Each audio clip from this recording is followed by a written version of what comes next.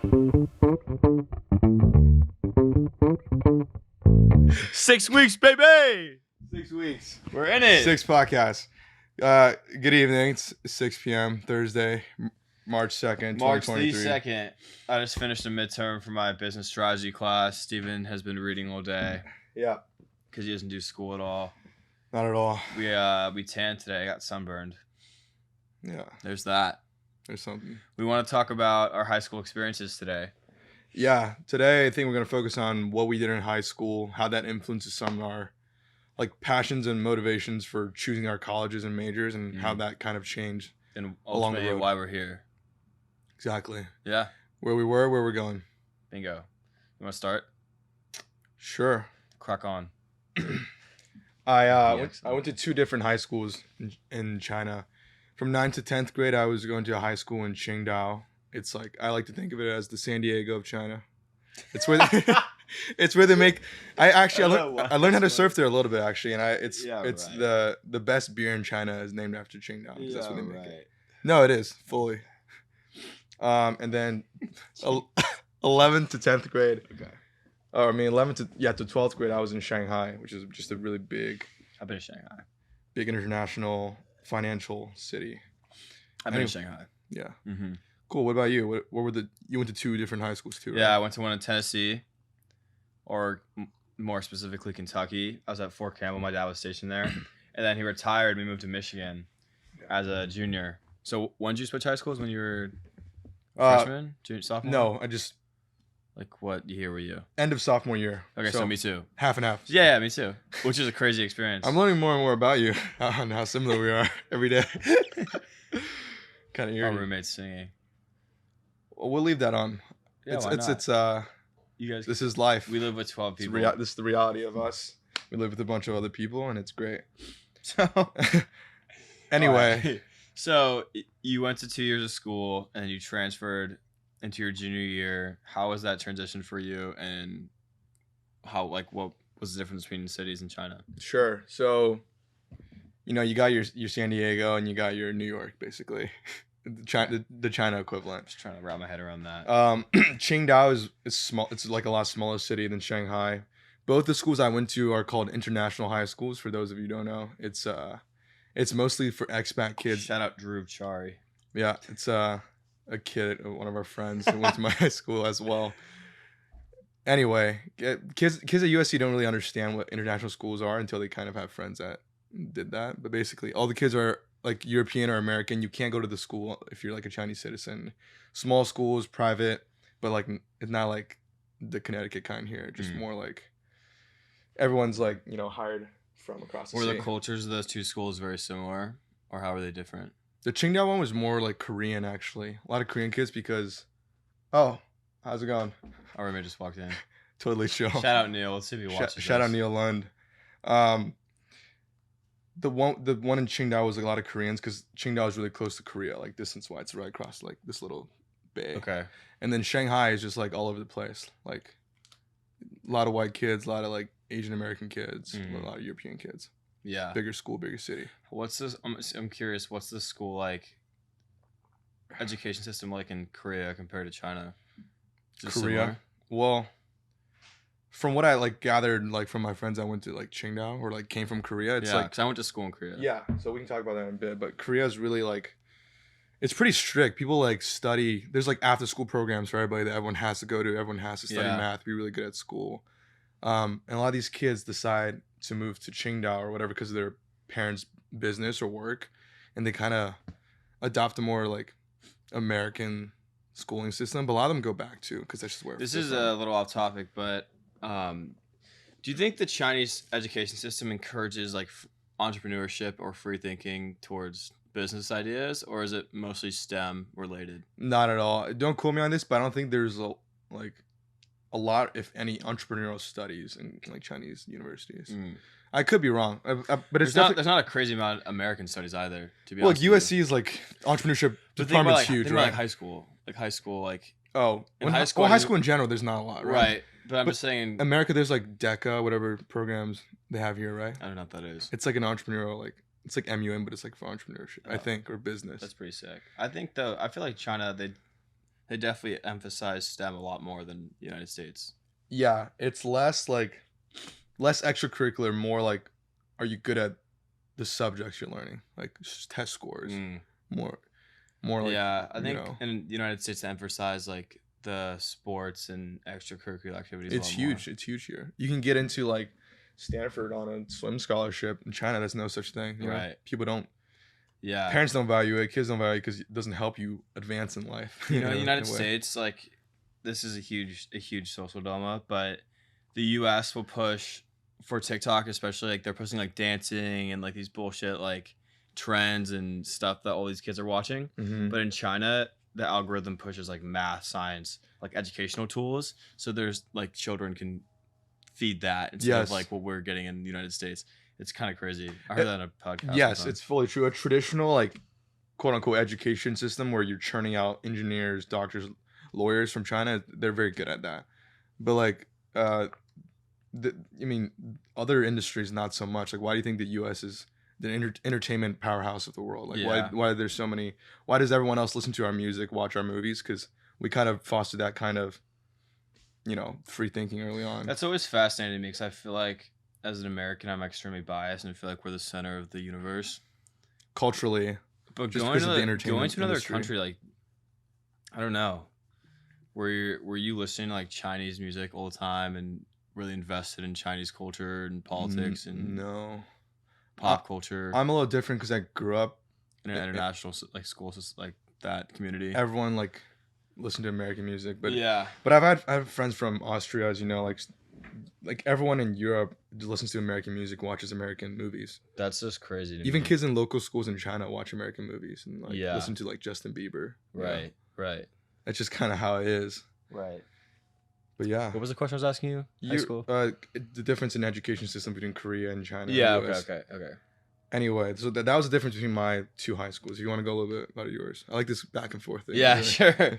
Because it's such a long story. I don't want to monologue for 10 minutes. There's so much we could talk about. I could talk about my thing for like ever. Yeah, so. I know. The background from China coming to the United States, it could be like a whole other episode in itself. Easily, like two. And yeah. You live a lot in a lot of countries. Yeah, I have too. But I don't think I've been like exposed like you have because I was on American bases with like a ton of Americans. But like, let's say when you lived in Korea, you would leave the base and go shop at like occasionally supermarkets. Occasionally, right? Yeah, but I would still eat at Burger King. You know what I mean? Like I was still eating at Popeyes. To what extent? To what extent were you going exposed? to an American school speaking English? Because the bases were kind of self-contained communities. Completely. It was like I was in the middle of Seoul, but then you carve out like a circle and you put like a suburb, an American suburb in the middle of the largest city in Korea. That's pretty like crazy. That's really. It's like you're living. You have a backyard, you have a front yard, but you step out of your house and you look up and see skyscrapers like all around the base. That's really weird. Yeah, it was super weird. Honestly, Shanghai was kind of like that. There were kids that like whose parents' jobs provided them houses right next to the school, and everyone in that community spoke English and went to that school, and they would barely leave that community just like go shopping and stuff. I mean, I would go to like Itaewon, and I would try to like explore the economy a little bit. But how often would you leave base?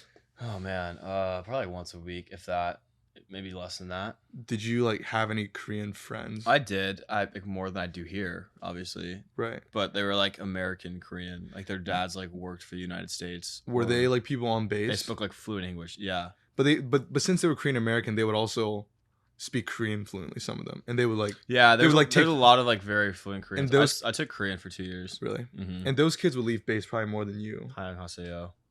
감사합니다. 안녕하세요. That's all I know. I know a little Korean because of my friends from high school. Yeah, but so I lived in Korea. That's beside the point. I went to school at a military school in Tennessee for 2 years, and my dad retired. I moved to Michigan, and I went to a private Catholic school. And I actually wrote my college essay about this transition between going from a military community into a very civilian Catholic school where everyone's known each other since kindergarten.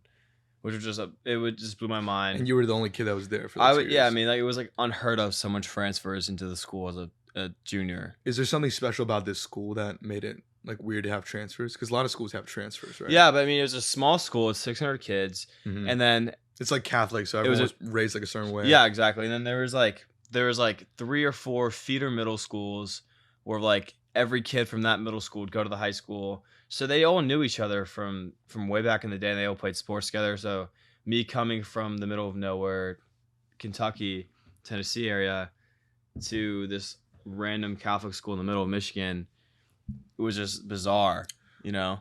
And so I wrote my college essay about like my transition from that community and just overall like how many times I moved in my life and experienced all these different transitions between culture and like schools in general, and like how to be adaptable and just kind of go with the flow. Mm-hmm.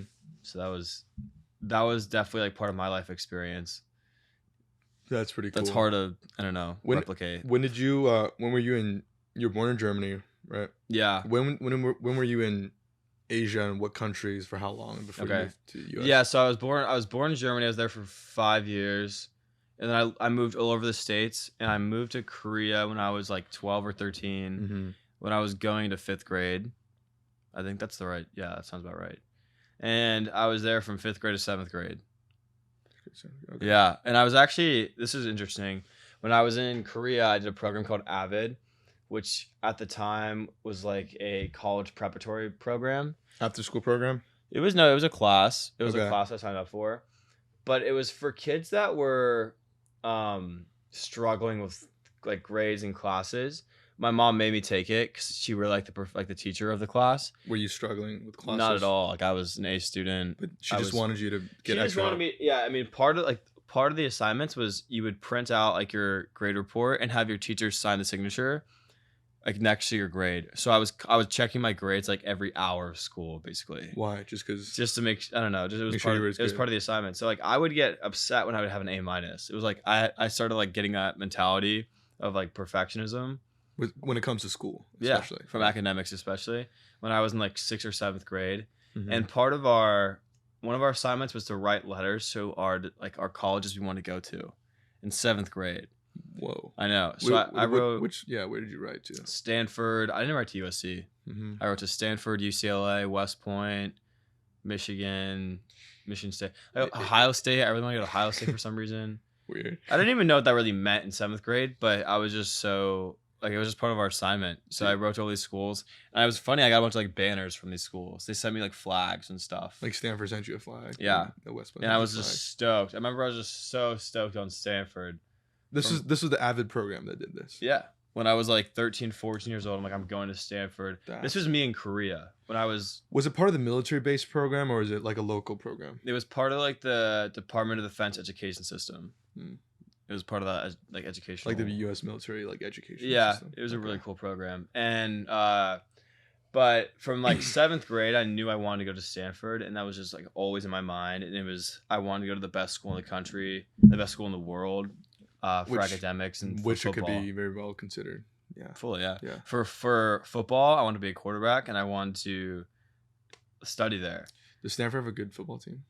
I mean, they did at the time. It was like I was watching Andrew Luck and Christian McCaffrey play, and I'm like, I want to be Andrew Luck. Mm-hmm. I want to go to the top school for education and like one of the top schools for football. And it was just like always. That's where I really started.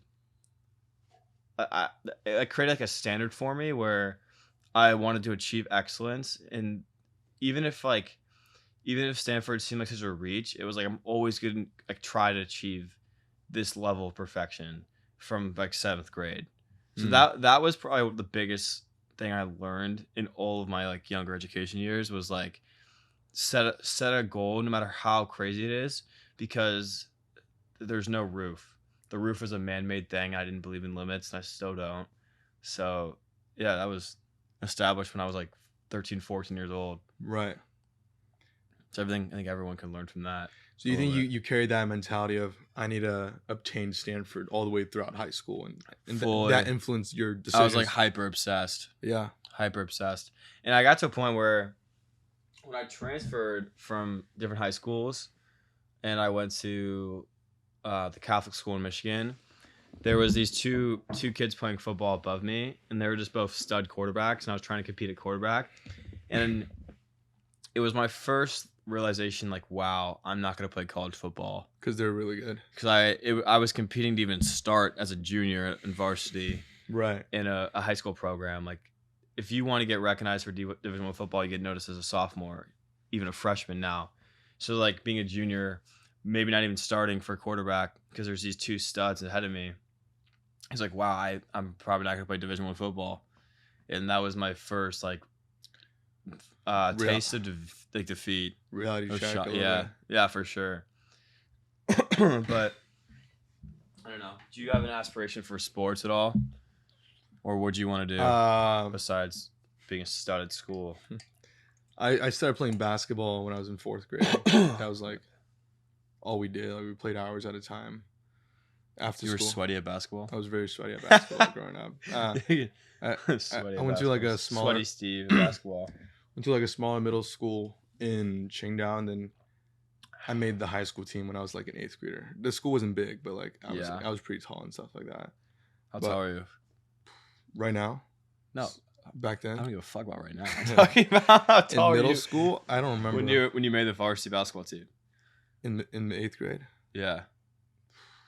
I don't know, like 5'10". 5'10", bigger than other guys. Like really big for a middle schooler, I think. Okay. The point is, how was your left hand layup? Pretty good. Like in 8th grade. Like I was never that competitive, but that was like my main sport, and I think every kid. I'm just thinking about you and Drew Chari like playing basketball on the court. Yeah, you just crossing him up. Great times. Like dunking on him. Growing up, like my brother and I play a lot of basketball, and I think every kid that played basketball to like a certain level like had dreams of playing for the NBA. But then pretty soon, that's like everyone. Pretty soon you realize like it's the reality check hits. Like you realize like, wow, I'm pretty good for my school. I was the basketball captain of my high school in 10th grade in Qingdao. Mm-hmm. When there was like varsity when there was like 12th graders and 11th graders on the team, and I was like a great shot too, but like that, but like what happened, bro? But I was in Qingdao. What happened to this? No, but I was in Qingdao. I played basketball with you. You're not that good. I'm not that great, but like I haven't played in a while. But I was in Qingdao. Maybe in Qingdao. It's a smaller school, and it's like with you football. Like, you think you're really good, but then there's always someone way better who's been playing for a long time. Yeah, I hear you. It's being competitive at sports is really hard, especially like basketball when every single kid in the world has like, there's no barrier to entry. Sure. Anyone who with a court and a ball can start playing when they're like 5. Yeah. Point is, like, gave up on sports pretty early on. Like, there was a couple kids that got recruited from international schools, but very few, because international schools in general weren't as competitive. It's hard to get noticed too. As school in the States, like Sure. Anyway, try to focus more on academics when I was in high school more. Yeah.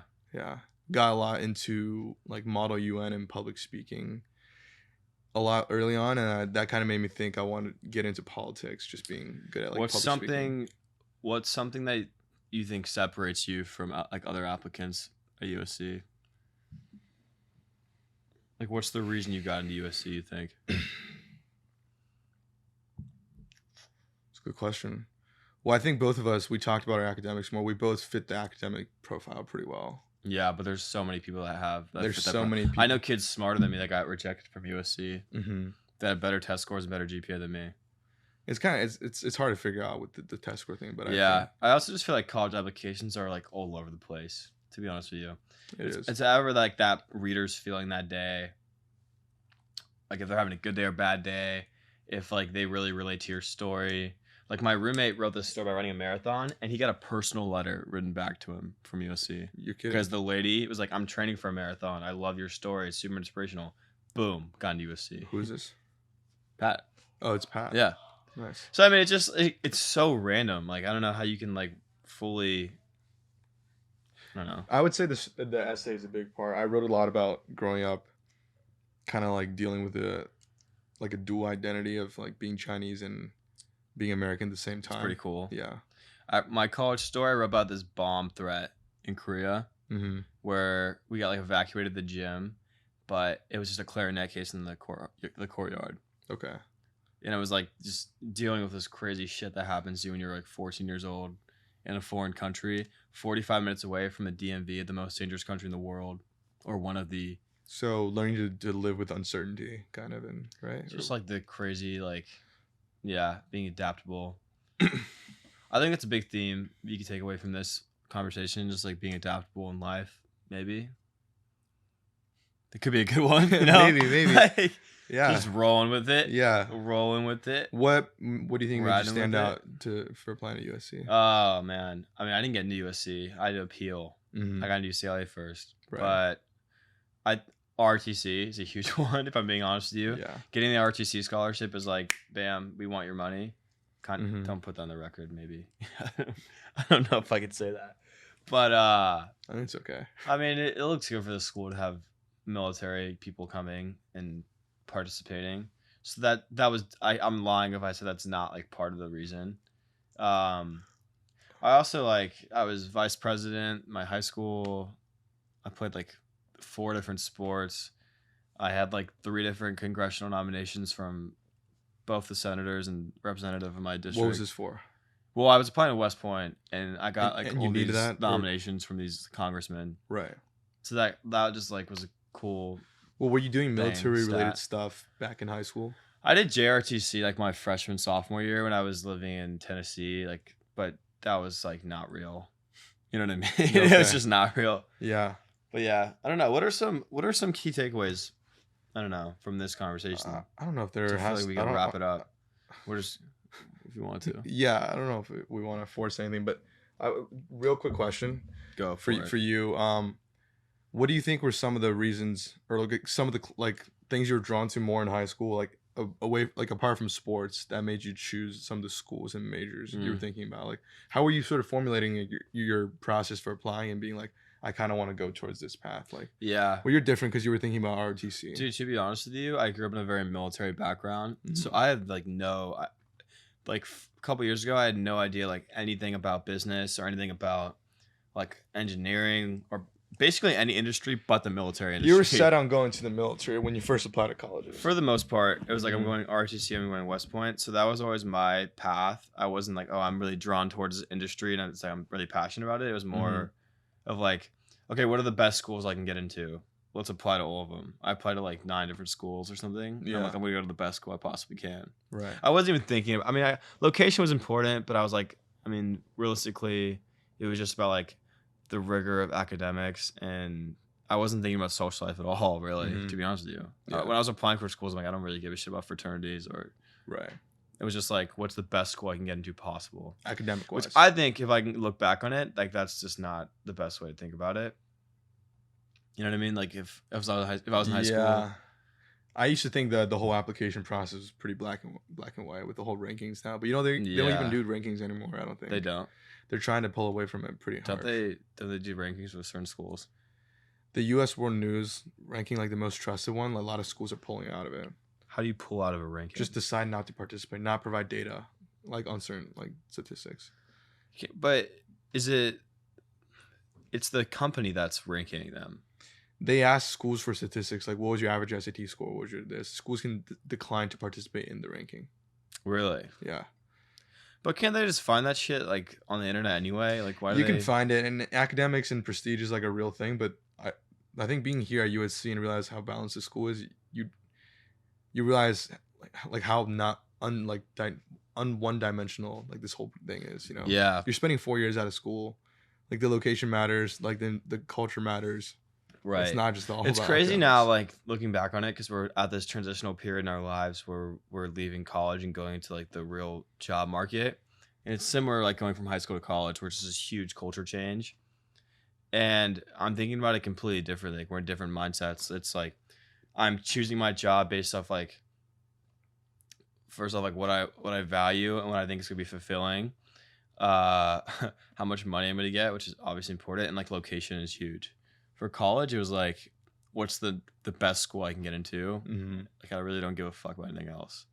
I thought a lot about location. Like I wasn't going to Tennessee or whatever. I don't even know what schools are out there, but yeah, like no offense. What do you mean you don't know what schools are out there? No offense. Like just being from like international school, like having no ties to like a certain city. Like you were thinking about UMich more just because you're like in Michigan.